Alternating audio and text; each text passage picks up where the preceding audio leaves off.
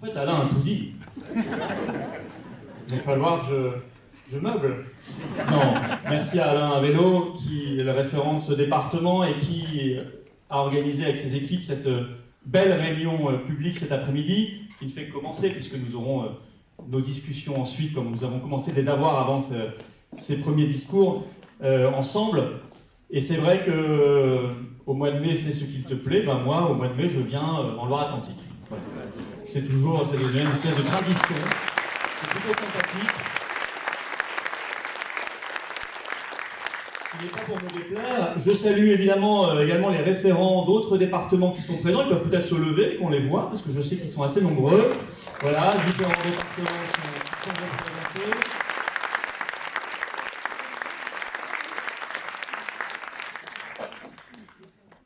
Et des militants, des délégués qui sont ici présents et qui animent notre mouvement. Et je suis très heureux de vous voir nombreux pour cette belle après-midi. C'est vrai que 2025, qui a largement commencé, hein, on arrive presque à mi-temps de cette année, est une année quand même qui secoue. Une année que je trouve personnellement extrêmement intéressante. J'ai coutume de dire que c'est une année chamboule tout. Parce qu'on voit différents sujets qu'on pensait installés, que le système en tout cas pensait installés pour toujours être percutés par la réalité. Alain en a parlé, on peut citer Farage, on peut citer Trump, bien sûr.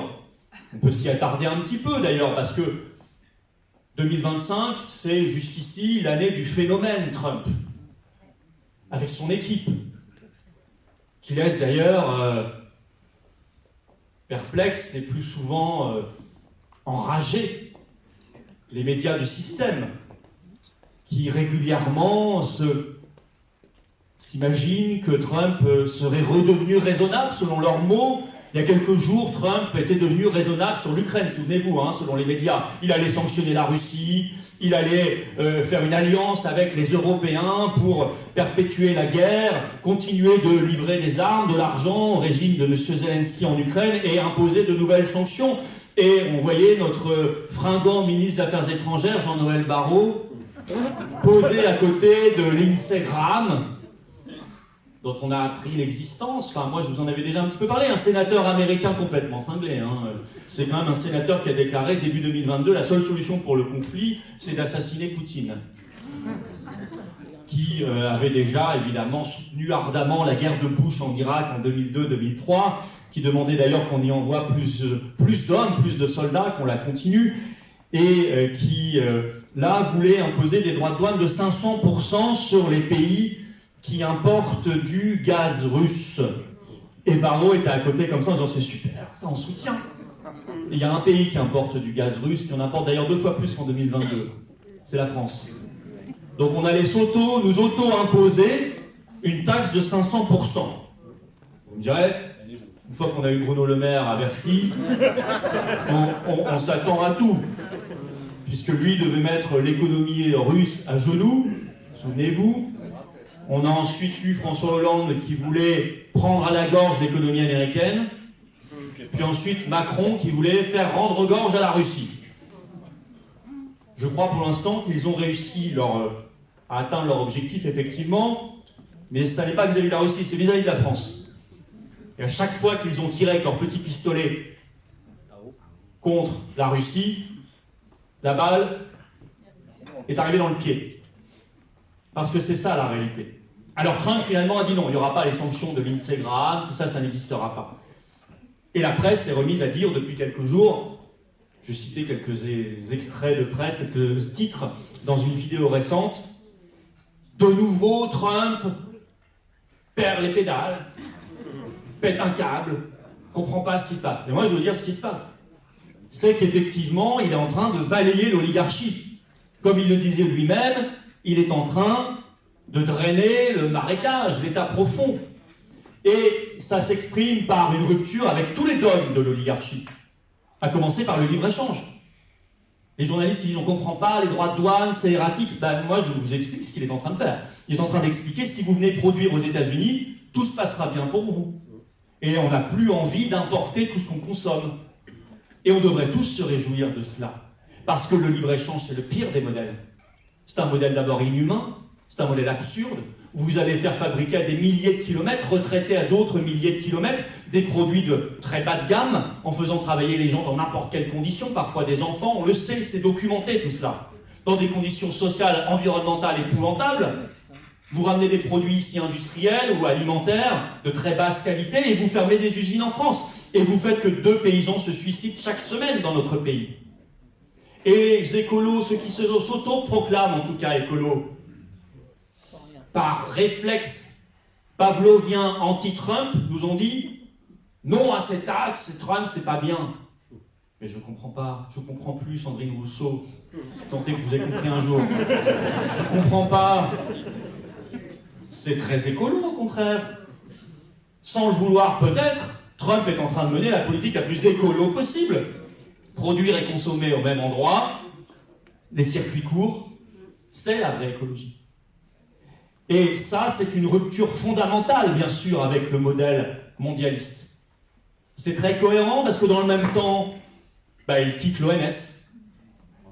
J'aimerais que la France quitte l'OMS. Et je me bats pour que la France quitte l'OMS. On n'a rien à faire.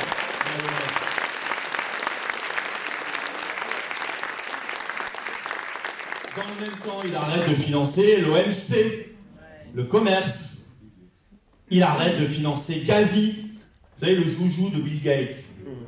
Macron, lui, au contraire, hier, dans une vidéo, a dit on va donner 1 milliard en plus. C'est vrai qu'on en a tellement. C'est pourquoi en faire. Vous voulez 1 milliard?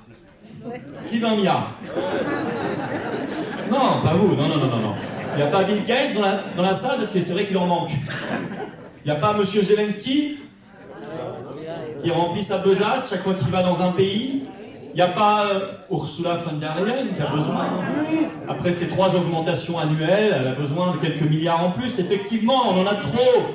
Allons-y. Et puis, Trump a arrêté de financer USAID. Vous savez, c'était pas très connu, USAID, on a appris à connaître. Cette structure qui finançait des coups d'État dans le monde entier, très sympathique, qui finançait des programmes wokistes dans toutes les universités du monde, qui finançait des médias, mais pas n'importe lesquels, les médias de propagande.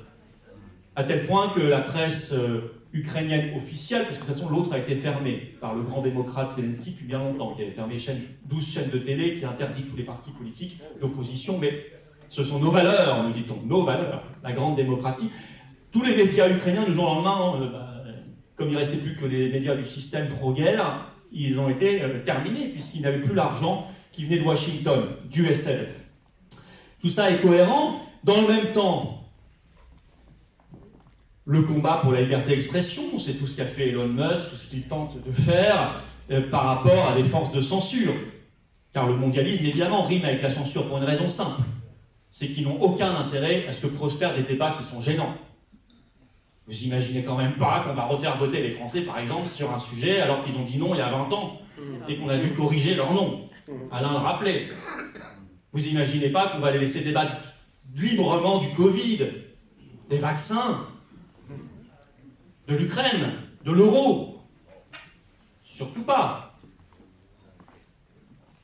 Eux, on dit ça suffit la censure. Liberté d'expression. Comme ils ont dit ça suffit la guerre, on va essayer d'aller vers la paix. Ce n'est pas facile. Mais le dialogue a été renoué avec la Russie. Et il fallait le faire. Et il faudra le faire, évidemment, y compris la France. Et on arrête d'envoyer des armes, de l'argent. On arrête cette politique folle de provocation, de sanctions, de guerre, de haine, partout. Alors, pour défendre effectivement la paix, les libertés, la liberté d'expression, il est fasciste. Il est même nazi. Trump égale Poutine égale Hitler. Tout le monde est Hitler aujourd'hui.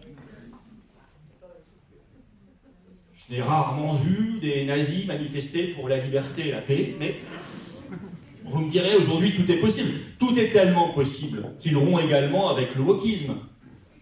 Mais sur des choses assez simples, ce que je vais vous dire là est une phrase révolutionnaire.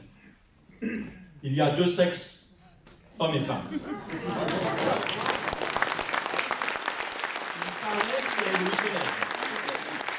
Je vous l'aurais dit il y a 5 ans, vous m'aurez regardé avec des yeux ronds en disant il faut l'emmener en sortant de la salle là. Mais aujourd'hui, dire cela, c'est fasciste aussi. Et dire cela, c'est effectivement rompre avec un système. De manière très cohérente, c'est tout le travail, je dois le dire, remarquable de Robert Kennedy Jr. à la tête du ministère de la Santé et de l'Alimentation.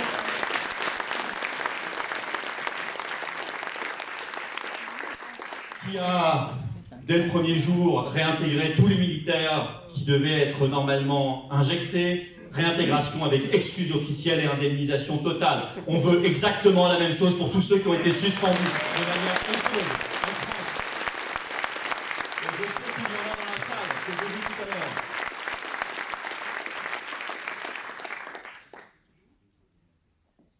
Le combat contre Big Pharma, contre l'industrie agroalimentaire est difficile. Ce sont des lobbies surpuissants, très riches.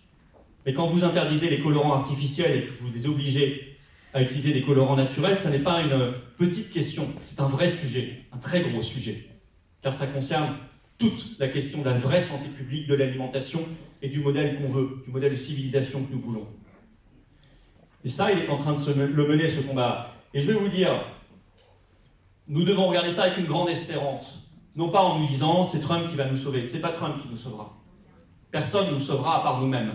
Et ça, il faut bien le garder en tête. Ce sont des soutiens, ce sont des aides, ce sont des chamboule-tout, comme je dis. Ce sont des courants de l'histoire qui sont en train d'ouvrir des débats utiles. Et nous devons nous y faufiler. Et nous devons les mettre tout en haut de la pile. Et nous devons, puisque les lignes bougent, bouger nous-mêmes encore plus. Et ça, en cela, c'est une aide. En cela, c'est une bonne chose pour nous. Mais ce n'est pas Trump qui nous sauvera. Ce sera le peuple français qui se sauvera lui-même, qui brisera ses chaînes comme un grand. Bravo, tout seul. Mais l'espérance, là-dedans, c'est qu'un Robert Kennedy Jr., que vous voyez il y a 5 ans, vous le voyez où à l'époque? Dans les manifestations anti-covidistes pour les libertés. Il faisait le tour du monde, j'aurais aimé qu'il vienne en France, je n'avais pas le contact. Si quelqu'un a son numéro, vous me le dites, je le contacterai. Mais je voulais déjà à l'époque l'inviter, je n'avais pas eu le contact, mais il était par exemple allé à Berlin dans les grandes manifestations, l'équivalent de ce que nous réalisions. Et à l'époque, est-ce que vous auriez imaginé que cet homme, 5 ans plus tard, serait ministre américain de la Santé et de l'Alimentation? Je ne pense pas. Et pourtant, c'est le cas. Ce qui veut dire qu'il y a, dans l'histoire, des accélérations soudaines et inattendues. C'est que, et d'ailleurs, l'histoire ne fonctionne pas autrement. Je connaissais le regretté Max Gallo, qui nous a quittés depuis, mais je l'ai bien fréquenté à un moment, et il m'avait dit, il me le disait d'ailleurs souvent, il me disait, la seule loi de l'histoire, c'est la surprise. Plus les années passent, plus je me rends compte qu'il a raison, et à quel point il a raison. Pour cela, tous ceux qui, par moments, peuvent se sentir un peu découragés, parce qu'une mauvaise nouvelle, une énième mauvaise nouvelle vient de nous tomber dessus, c'est tout à fait normal, c'est naturel. Je ne vous demande pas de vous réveiller tous les matins en disant tout va bien, non, ce serait le signe généralement que ça ne va pas bien. Il est normal d'avoir des moments un peu plus compliqués, un peu difficiles, et c'est pour ça qu'on est dans le collectif, parce que généralement on trouve un camarade à côté qui te remonte le moral et qui te dit allez, on y va. Et puis une bonne nouvelle inattendue tombe. Et puis on voit ce qui se passe, et on se dit mais tout est possible. Tout est possible. Ça ne nous tombera pas du ciel comme ça tout cuit. Il y aura peut-être un petit coup de pouce du ciel, on l'espère tous. Mais ça sera d'abord la somme de nos actions. Et c'est bien notre philosophie aux Patriotes, et je veux, en m'attardant sur l'exemple Trump, Kennedy Jr., on pourrait parler de Vance, on pourrait parler de tant d'autres figures intéressantes, je vais vous montrer qu'il y a des signes d'espérance qu'il faut savoir voir et saisir, et dont il faut faire quelque chose de très concret pour notre pays. Farage en est un autre. Les médias nous disaient les Britanniques regrettent le Brexit. Bah alors, ils votent comme jamais pour le parti qui est le plus brexiteur de tous. Ça va falloir m'expliquer. Il y a un problème. Parce que non seulement Farage veut le Brexit, il veut aller au bout du Brexit, mais il y ajoute maintenant la sortie de l'OMS et de la CEDH. Il a raison, il a triplement raison. Et c'est pour lui que les Britanniques votent. Et c'est lui qui sera le prochain Premier ministre britannique. Et quand il sera Premier ministre, eux qui ont déjà fait la moitié du chemin feront la suite. Et vous verrez ce pays se redresser en très peu de temps. Parce que quand vous retrouvez votre liberté, quand vous retrouvez un cap, un projet national, alors rien ne peut vous arrêter. Et surtout pas la France, qui est un vieux et grand pays, un grand peuple, qui, s'il retrouve foi en lui-même, s'il retrouve ce cap qui lui manque, alors pourra aller plus haut que toutes les autres nations du monde. Et c'est toujours cette espérance qu'il faut avoir en tête, parce que rien ne doit nous pousser à nous décourager. Bien au contraire, 2025 n'est pas une année comme les autres. 2025 rebat les cartes, bouge les lignes, et c'est à nous de faire le reste pour que ça aille vers le mieux. Évidemment, c'est ce que nous faisons tous les jours. Il y a d'autres phénomènes. Le phénomène des BRICS, c'est très intéressant. Le monde qui se rééquilibre. Moi, je suis très heureux qu'il y ait maintenant plusieurs puissances à travers tous les continents et qu'on ne soit plus dans un monde hyper centralisé sur une hyper-puissance qui impose sa loi, gendarme du monde. Non, je pense que c'est beaucoup plus sain. Et je pense que nous aurions tout intérêt, nous Français, à discuter avec les BRICS. D'autant plus que nous sommes particulièrement bien placés pour le faire grâce à cette outre-mer qui est une force et une chance incroyable pour notre pays, dont d'ailleurs on ne nous parle quasiment pas, parce qu'il ne faudrait surtout pas qu'on se rende compte qu'on est un grand pays, qu'on a un pays présent partout, qu'on a un pays qui a 12 millions de kilomètres carrés d'espace maritime, qui a des outre-mer partout, ce qui fait qu'aujourd'hui on est le dernier pays au monde à être présent sur tous les fuseaux horaires. C'est vrai d'ailleurs depuis 1 an, car les Britanniques ont lâché une petite île qui fait qu'ils ont perdu un fuseau horaire.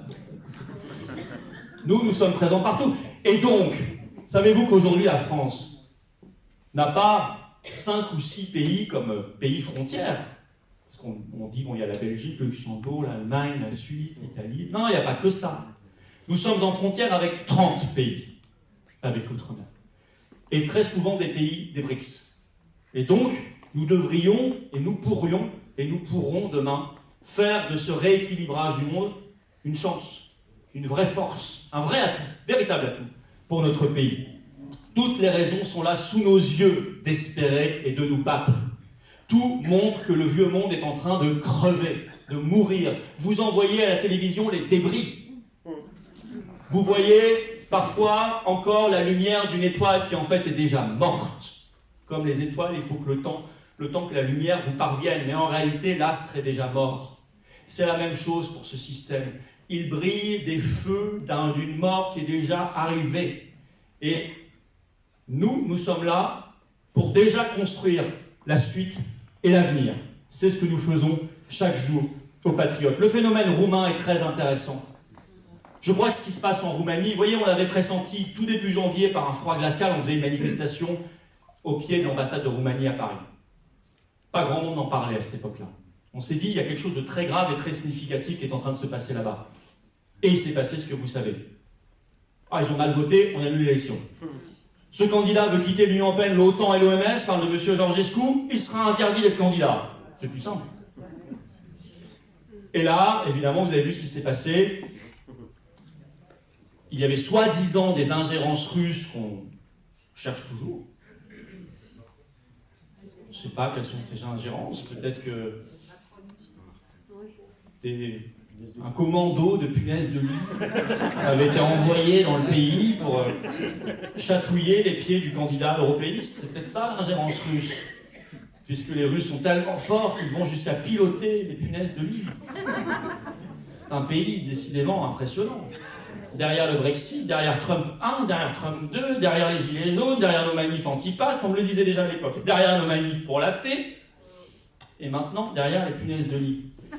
Par contre, quand Valérie Ayé dit on fera tout pour que le candidat européiste gagne, c'est pas une ingérence. Quand Macron dit il faut qu'il gagne absolument et on fait tout ce qu'il faut pour et qu'on envoie l'ambassadeur et qu'on envoie le patron de la DGSE, si vous avez vu les toutes dernières révélations du patron de Telegram, le patron de la DGSE était 2 jours avant l'élection là-bas, en rendez-vous avec le patron des renseignements roumains. Non, c'est pas une ingérence du tout, ça. C'est normal, c'est le temps du bien. C'est gentil. C'est les gens qui sont là pour votre bien. Comme pendant le Covid, ils étaient là pour votre santé. Comme là, ils travaillent à la paix. Comme avec l'Europe. Vous savez, reprenez tout ce qui a été dit au moment de Maastricht, puis de la Constitution européenne. C'était même Bernard Kouchner qui disait « Avec Maastricht, on rira beaucoup plus ». On rit, ouais, en France, depuis quelques années, on rit beaucoup. Enfin, eux nous font rire souvent, vous me direz. On a même maintenant des ministres qui mangent leur crotte de nez, c'est ça? Désolé, hein, mais on en est là, hein. On est en deuxième maternelle, voilà. On en est là. On parlait de ces ruptures, de Trump qui agace parce qu'il veut la paix, sur l'Ukraine notamment. Alors c'est vrai que chez nous, ça a énervé Macron, hein. Alors il a monté une petite équipée avec ses copains, le chancelier allemand Merz, monsieur Blackrock, et puis monsieur Starmer, le Premier ministre britannique. Et ils ont pris un train. Et ils sont allés à Kiev. C'était l'équipé, là, l'équipé dans le train. Et comme la clim était un peu forte, ils ont attrapé froid, ils avaient un petit rhume. Donc quand les journalistes sont arrivés, il y avait des mouchoirs sur la table. Et Macron est gêné à récupérer le mouchoir, et puis le chancelier est en train de prendre un peu de café, des petites cuillères pour touiller la tasse. Donc il a planqué aussi la cuillère. Et ils étaient là, tous les trois, rigolards, un peu débraillés. C'est vrai qu'on parle d'une guerre qui fait quelques milliers de morts par semaine, c'est marrant. Ils étaient très excités, très énergiques. Ils planaient pour ces rêves de paix. Et il leur manquait juste, ils étaient trois là, tous les trois, il leur manquait juste leur héroïne. Enfin... Je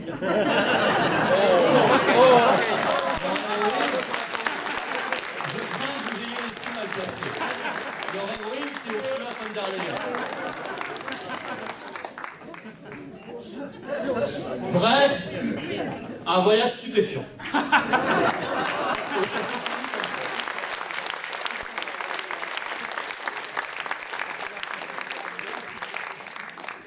Mais très sérieusement, vous avez bien compris que leur but était de remettre de l'huile sur le feu. À chaque fois que la paix approche, vous remarquerez qu'on a une nouvelle provocation, on a une nouvelle sanction. La prochaine sanction, le 18e paquet, puisque là ils viennent de décider le 17e, ils sont marrants, hein, ils décident le 17e et puis Ursula elle vous parle déjà du 18e. Ce qui veut dire qu'eux-mêmes ne croient pas beaucoup à leur 17e en fait. Hein. Et elle a déjà détaillé le 18e, et le 18e c'est la destruction définitive des gazoducs Nord Stream. Ce qui est quand même un peu étonnant, parce que quand ils ont été sabotés en septembre 2022, j'ai retrouvé les articles de presse, Ursula von der Leyen était folle furieuse. Elle accusait la Russie, cette thèse n'a pas duré très longtemps, et elle disait il va falloir prendre des mesures parce que c'est scandaleux de nous saboter comme ça notre gazoduc. Et elle, c'est elle maintenant qui dit qu'il ne faut plus l'utiliser, mais elle va s'en assurer parce qu'elle a demandé son bétonnage, pour qu'on soit sûr qu'il ne soit plus jamais utilisé. Ça, c'est le 18e paquet de sanctions. Je trouve ça... Alors, il y a deux explications. Soit elle signe son crime, soit, en fait, c'était une agent russe depuis le début. Ça, il faudrait qu'on sache. Peut-être qu'on aura la surprise du siècle. Peut-être qu'on aura... Mais la thèse de l'agent russe n'est pas absurde, parce que, si vous réfléchissez bien, Ursula von der Leyen est en train de nous rendre l'Union européenne insupportable. Et imaginez demain si elle est remplacée à la tête de la Commission européenne par un certain Emmanuel Macron. Ne dites pas ça, c'est génial. Tout le monde voudra le Frexit. C'est le moment où tout le monde voudra le Frexit. Si on se fait à la tête de l'Union européenne...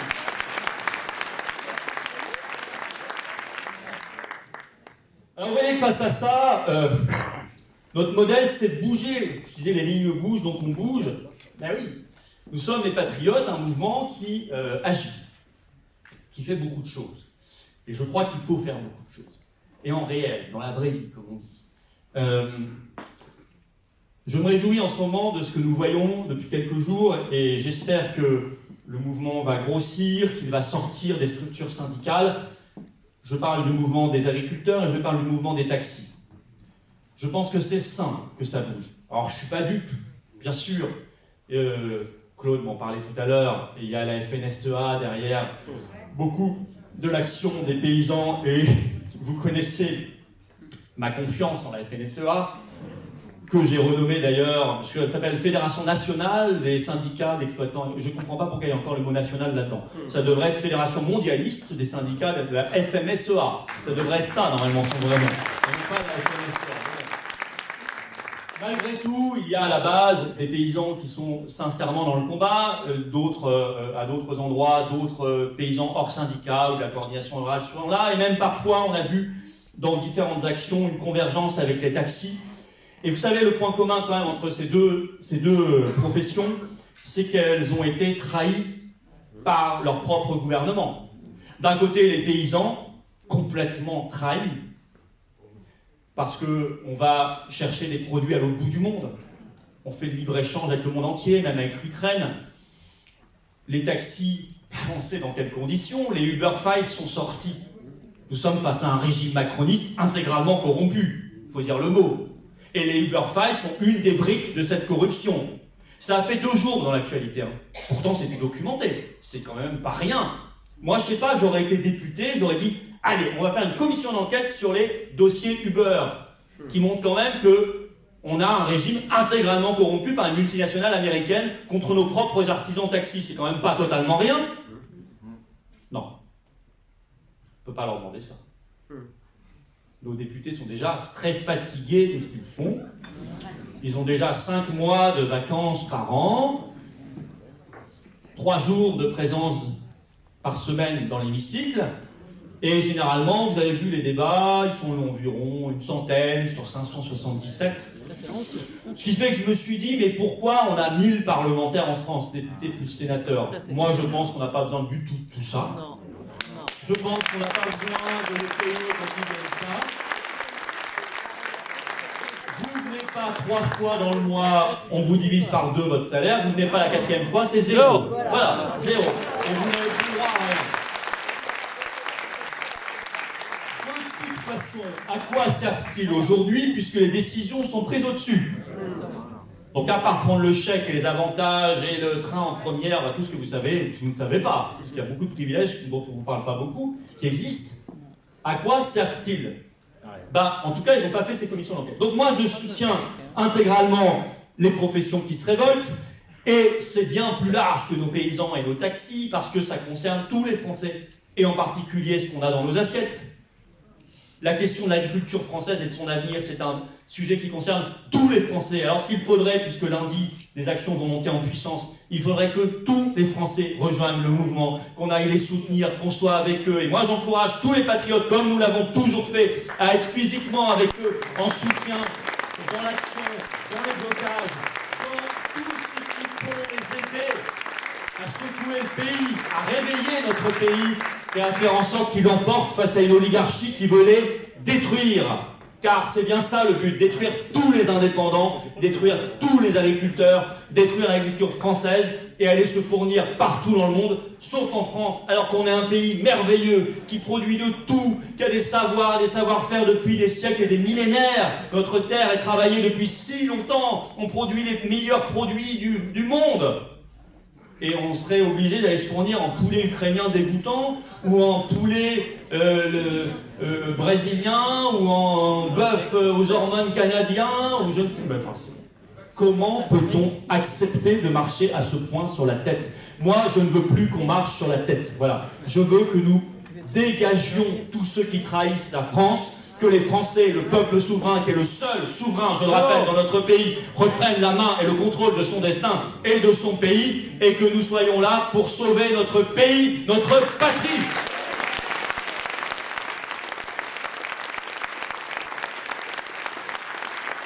Alors oui, il faut se bouger. Oui, les manifestations sont utiles. Et si elles n'étaient pas, on n'aurait pas tout le système sur le dos. Jusqu'à hier, notre prestataire de service, vous savez, des banques TPE qui nous claquent dans les doigts du jour au lendemain. Pour quelle raison, on ne sait pas. Puis après, il nous a répondu, vous ne faites plus partie de nos critères pour travailler avec vous. Ah bon? C'est ça la France aujourd'hui. Hein. On met des bâtons dans les roues à tout le monde. En tout cas, aux vrais opposants. Et puis, on voit dans les manifs pour la paix, d'un coup, il y a beaucoup de monde qui arrive. Et qui on voit arriver avec ce monde? Complément d'enquête. Pour dire, ce sont des agents russes. Je leur ai dit encore, vous n'avez pas tout vu. J'ai un grand élevage, j'en parlais tout à l'heure, de punaises de lit chez moi. Et la dernière fois, on avait qui? TMC. TMC, vous connaissez, Quotidien, tout ça.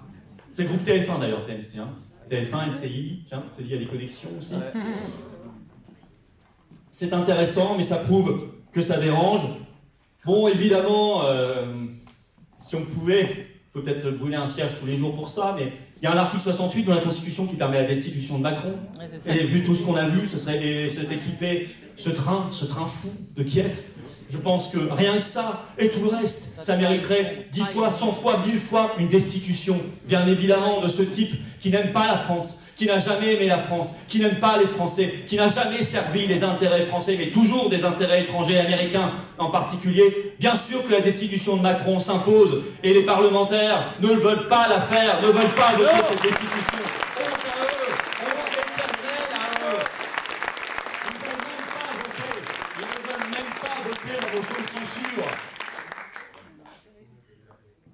On a même le RN qui a fait passer Richard Ferrand à la tête du Conseil constitutionnel. Et qu'est-ce qui s'est passé hier? Décision du Conseil constitutionnel. Un demandeur d'asile qui crée des troubles à l'ordre public n'a plus le droit d'être mis en détention. Ah bah c'est bien. Décision du Conseil constitutionnel. Donc on laisse des dangers publics dans la nature. Décision du Conseil constitutionnel de Richard Ferrand. Merci le RN. Renoncement national.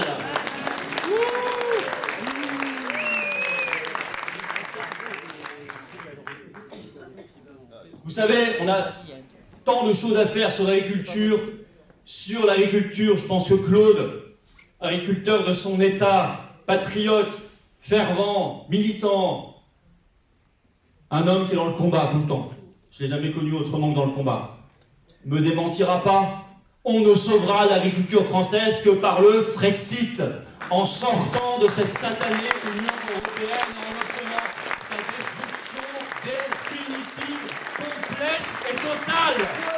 Frexit, Frexit, Frexit, Frexit, Frexit, Frexit, Frexit, Frexit, Frexit, Frexit, Frexit, Frexit, Frexit. Je ne veux pas que notre avenir ce soit ce que je vous ai dit, parsemé de quelques larves et insectes autorisés par les directives européennes et du bœuf de synthèse créé dans les laboratoires de monsieur Bill Gates. Je ne veux pas de cet avenir et je veux que ce soit les paysans français qui nous nourrissent. Et je veux qu'ils puissent aussi s'occuper de l'aménagement de notre territoire. Et je veux que la France décide de son commerce et de son modèle agricole. Il n'y a pas de raison que ce soit autrement. Surtout pas un pays comme la France. C'est pareil pour notre industrie, pour nos petites entreprises. Comment voulez-vous qu'on s'en sorte alors que le droit européen nous interdit de donner une priorité aux entreprises françaises, aux produits français dans nos propres marchés publics? Est-ce qu'il y a d'autres pays au monde, d'autres zones au monde où ça existe? Non. Tout le monde, et c'est bien normal, fait du patriotisme économique. Tout le monde donne une priorité à son agriculture, à son industrie, à ses artisans, à ses PME, dans les marchés publics, dans la commande publique, fait travailler les agriculteurs pour les cantines. Nous, on n'a pas le droit, parce que l'Union européenne l'interdit. Et ce que je vous dis là, vous ne l'entendez jamais au Parlement. On vous fait du blabla éternel, là. Mais en fait, on ne parle rien. Parce que tant qu'on reste dans le système, on est juste là pour réaménager sa cellule. Moi, je ne suis pas là pour réaménager ma cellule, pour choisir de quelle couleur je vais repeindre les barreaux. Ça ne m'intéresse pas, ou pour choisir mon voisin de cellule. Moi, je veux qu'on quitte la cellule, qu'on quitte la prison et qu'on détruise la prison après notre passage. Point barre. C'est ça la vraie liberté, la vraie indépendance d'un peuple.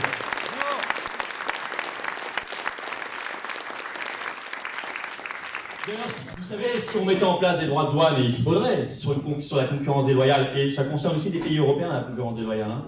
Vous savez que les 2/3 de nos délocalisations, c'est à l'intérieur de l'Union européenne. Hein. Pologne, Hongrie, Roumanie, tout ça. Et on a des problèmes avec les cultures italiennes, espagnoles, tout ça, c'est pas terminé. Ça mériterait de rétablir les règles normales du commerce par des droits de douane. Ça nous ferait gagner de l'argent. On relancerait la machine. On gagnerait encore plus d'argent. Avec cet argent, qu'est-ce qu'on pourrait faire? On pourrait mieux vivre et on pourrait baisser les impôts et les taxes, notamment de la classe moyenne qui paye tout mais qui a droit à rien. On pourrait baisser aussi pour ceux qui créent en France. Et ça, ce serait une vraie politique de relance. Ça, ce serait une vraie politique d'avenir, strictement l'inverse de ce qu'ils font.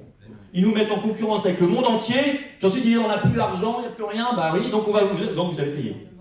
Et ben moi je ne suis pas d'accord avec ce système, je veux faire exactement l'inverse. On favorise la production nationale et on diminue les impôts, les taxes de ceux qui bossent ici et qui font bosser la France. Ça, je crois que c'est un bon modèle et c'est le modèle que défendent les patriotes.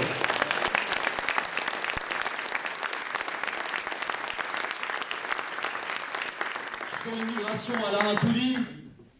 Ils se sont agités là sur le rapport sur les frères musulmans. D'ailleurs, je me demande pourquoi ils ont sorti le rapport maintenant, il y a toujours des sous-entendus, je pense que c'est parce que la présidentielle arrive, etc. Bon, d'accord, on s'agite, comme depuis 30 ans, quoi. Hein, on fait des grands débats, des grands mots. Mais il y a un éléphant au milieu de la pièce. Hein. C'est que notre pays n'a plus de frontières. Donc vous pouvez parler 150 000 heures de tous les sujets. Tant que vous ne serez pas sorti de Schengen, l'Union européenne et la CEDH, vous parlerez dans le vide. Voilà, tout simplement. Donc moi, je veux qu'on mette les choses dans l'ordre. On quitte ces instances, on reprend la maîtrise de notre politique migratoire, on recrée des frontières nationales, on reconstitue un service de douane, et là, on pourra commencer à parler sérieusement. Pour l'instant, c'est n'importe quoi. Mais on va plus loin que ça.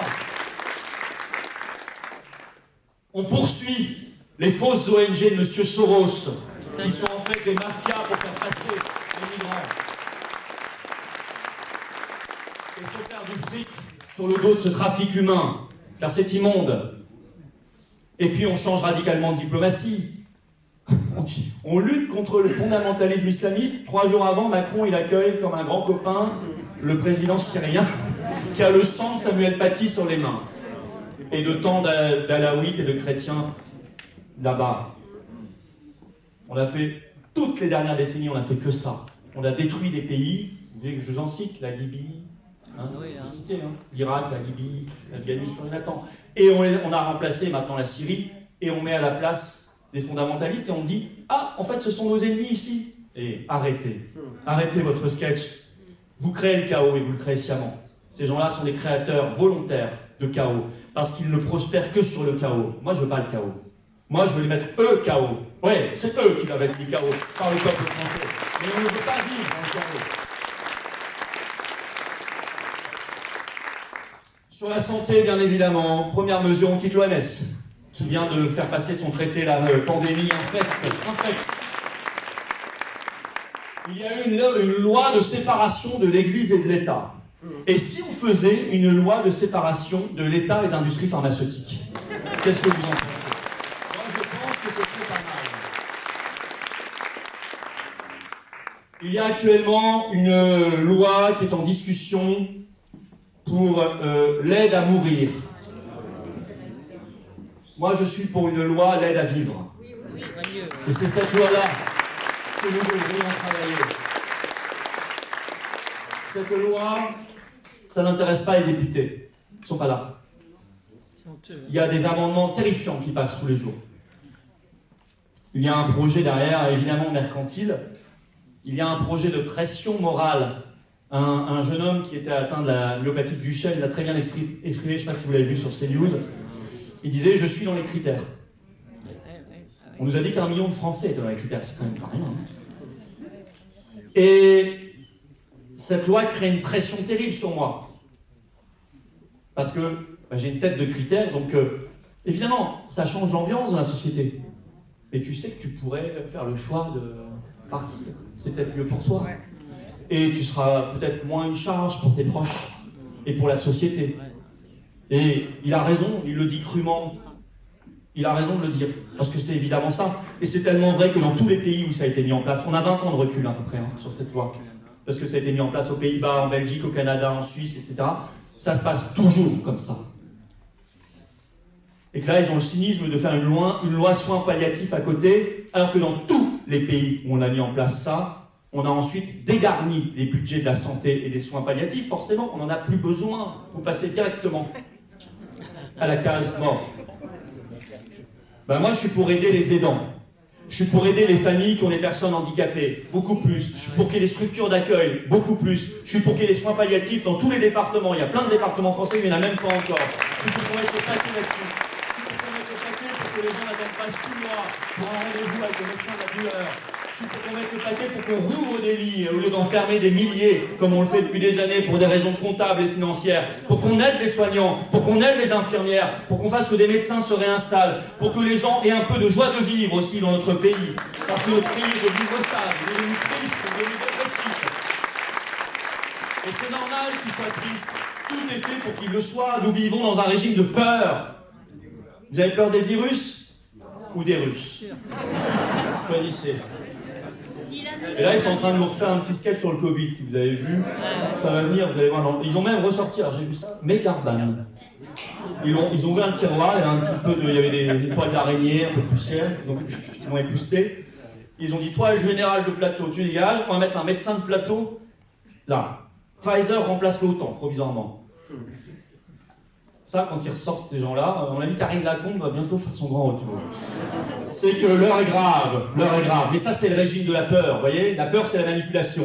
Mais la peur, c'est aussi la dépression, et c'est le but. Faire des individus isolés, dépressifs. Vous ne gagnez aucune guerre avec une armée de dépressifs. Voilà. Moi, je vous invite, vous le savez, vous, à ne pas tomber dans ces stratagèmes de la peur, bien évidemment. Sur l'école, le meilleur spécialiste de France est devant moi. Alain, à vélo, il en parlera d'ailleurs aux assises de la souveraineté d'Arras le 13 septembre. Je vous invite tous à venir, à vous inscrire, ça va être phénoménal. On sera 1000 de plus que l'an dernier, pour ceux qui étaient là. Sur l'école, je vais être très bref. Je souhaite, à la base, qu'on apprenne, notamment à l'école primaire, à lire, écrire, compter le français, qu'on apprenne la langue, et que ce soit la base de la base de la base, et qu'on le fasse correctement. Et je préfère 1000 fois ça, plutôt qu'on apprenne l'éducation sexuelle à 3 ans ou à 6 ans. Voilà. Je pense qu'on va remettre là aussi les choses dans l'ordre.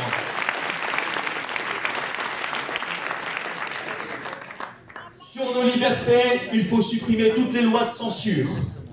Il faut évidemment, en quittant l'Union européenne, supprimer le règlement européen DSA de censure. Nous devons être un pays de libre expression. Il y a beaucoup plus de danger dans la censure que dans la liberté d'expression. Ils veulent nous retirer toutes les libertés. En seulement quelques semaines, les macronistes ont lancé 4 ballons d'essai. Retailleau a dit « il faut mettre en place le vote électronique pour les prochains référendums ». Bien sûr, on vous voit venir. Darmanin a dit « il faut mettre en place la reconnaissance faciale dans l'espace public contre l'insécurité ». Darmanin a redit « il faut mettre en place la suppression de l'argent liquide pour lutter contre la drogue », comme si le régime macroniste était intéressé par la lutte contre la drogue. Macron a dit, pas plus tard qu'hier, « il faut surveiller de très près les réseaux sociaux pour nos enfants ». C'est mignon. L'argent liquide en particulier, vous pouvez faire tous les jours un petit acte de résistance, c'est payé en espèces. C'est déjà un acte de résistance.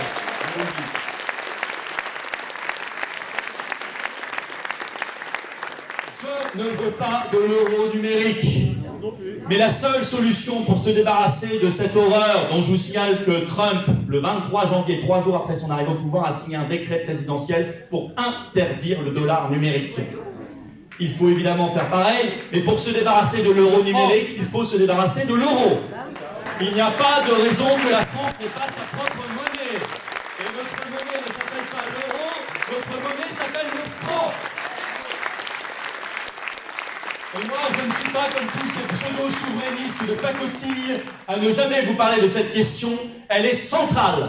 Qui tient la monnaie, tient l'État. C'est une doctrine qui existe depuis tout temps et en tout lieu. Un État, c'est des frontières, c'est une loi, c'est une armée et c'est une monnaie. C'est comme ça, à la base, que vous définissez un État et un État-nation. Bravo!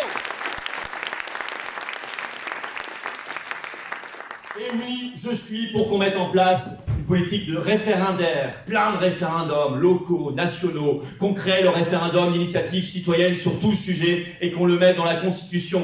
C'est le peuple souverain, c'est pas ces gens-là, c'est nous qui devons faire nos propres lois. On n'est pas plus bêtes qu'eux, j'ai même tendance à penser qu'on est plus intelligent qu'eux. Voilà, en tout cas plus soucieux du bien commun et plus amoureux de notre pays qui ne pourront jamais l'être parce qu'ils ne l'aiment pas. Nous on l'aime, nous on le vit, nous on le travaille, nous on le connaît, nous on le transmet. C'est ça le peuple français. Et c'est nous qui devrons prendre la main et le référendum d'initiative citoyenne seront un excellent outil pour le faire. Il fait peur à la caste.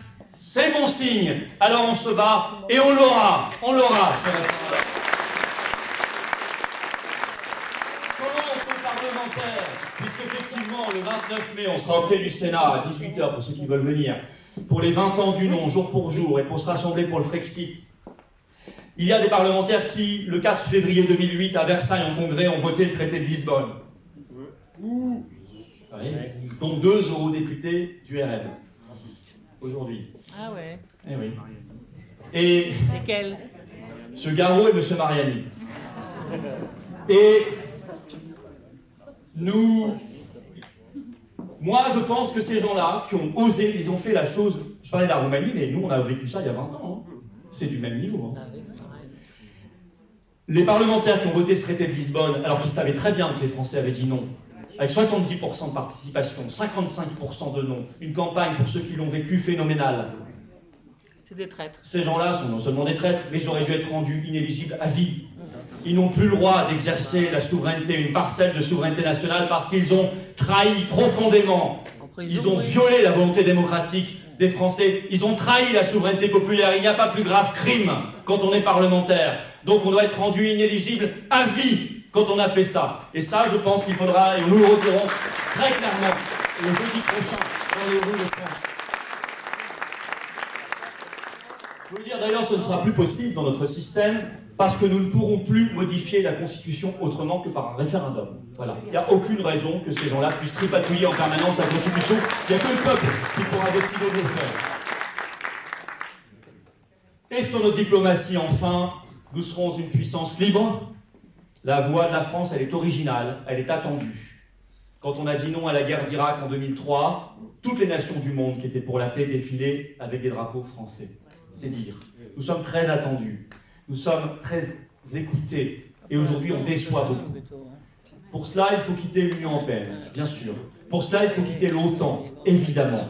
Pour être une puissance libre qui défende, 1, notre voix, 2, nos intérêts nationaux, et 3, la paix. Aujourd'hui, la paix du monde est gravement menacée. Aujourd'hui, la guerre est partout. Les faucons sont partout. Ils veulent la guerre. C'est pas eux qui feront la guerre, ni leurs enfants, comme d'habitude dans l'histoire. Ce seront les enfants du peuple. Car moi, si demain Nicolas Tenzer, Caroline Fourest, Manuel Valls, François Hollande, Raphaël Enthoven, Robert Ménard, Emmanuel Macron, Brigitte aussi, vont là-bas faire la guerre dans le Donbass, très bien, ça ne me pose aucun problème. Parce qu'ils mettront en cohérence leurs actes et leurs dires. Mais vous remarquerez que ce n'est pas comme ça que ça se passe. Comme tous les Ukrainiens ou Ukrainiennes qui nous font la leçon sur le plateau de LCI. Mais qu'est-ce que vous faites là? Allez là-bas, défendez votre pays.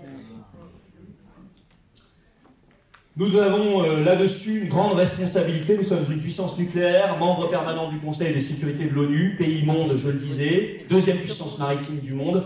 Nous avons une très très grande responsabilité. Et l'OTAN et l'Union européenne sont bien trop petits et étriqués pour cette grande France que nous aimons et que nous voulons. Cette voix très grande et très forte, très libre, qui est celle de la France éternelle. C'est cette voix-là que nous défendrons dans le monde, et ce sera une voix de paix. Ce sera une voix de paix, d'apaisement, de dialogue, bien évidemment.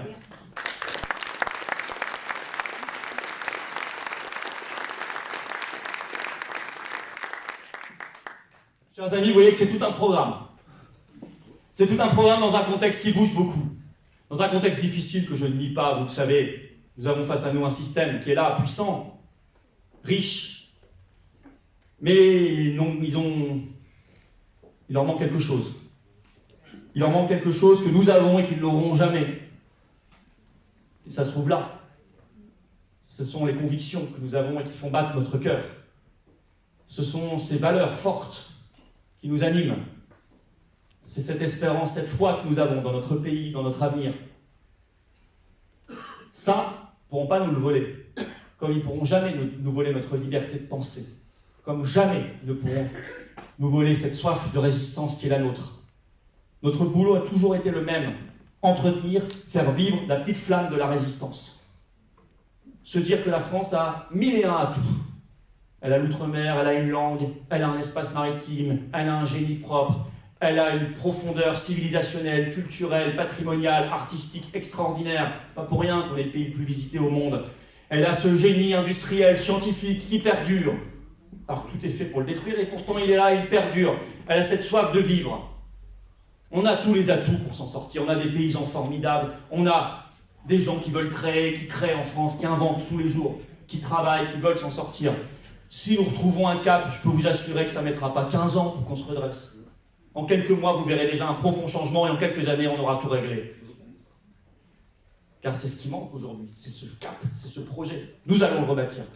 Entretenir cette flamme, faire vivre cette flamme de la résistance française, comme disait le général de Gaulle, cette flamme de la France libre, cette flamme de la France éternelle, nous l'entretenons.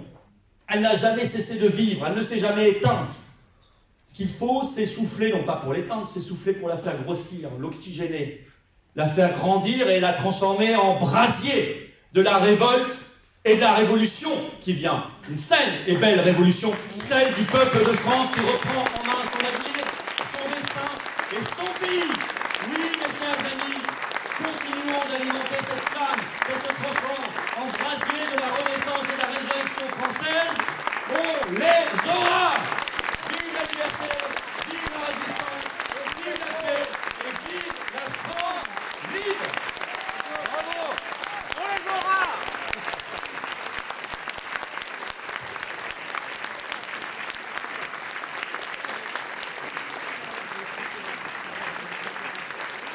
Le référent, par exemple, va venir.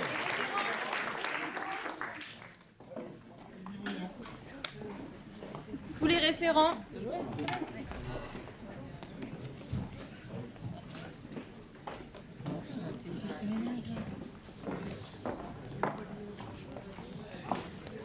Nous allons évidemment... Tout le monde arrive, superbe, c'est le drapeau et tout. Nous allons chanter notre hymne national. C'est comme à la messe, il faut se lever.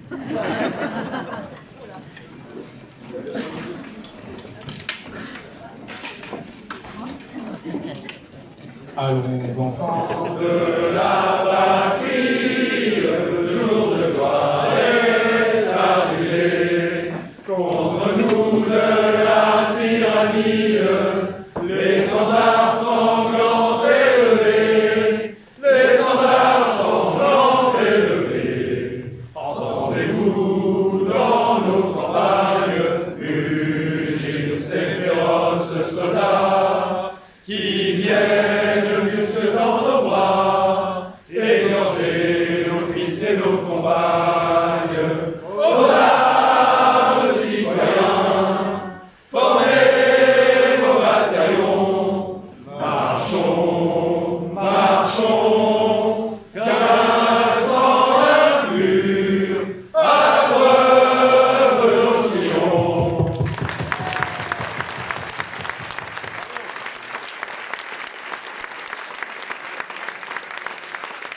Bien sûr,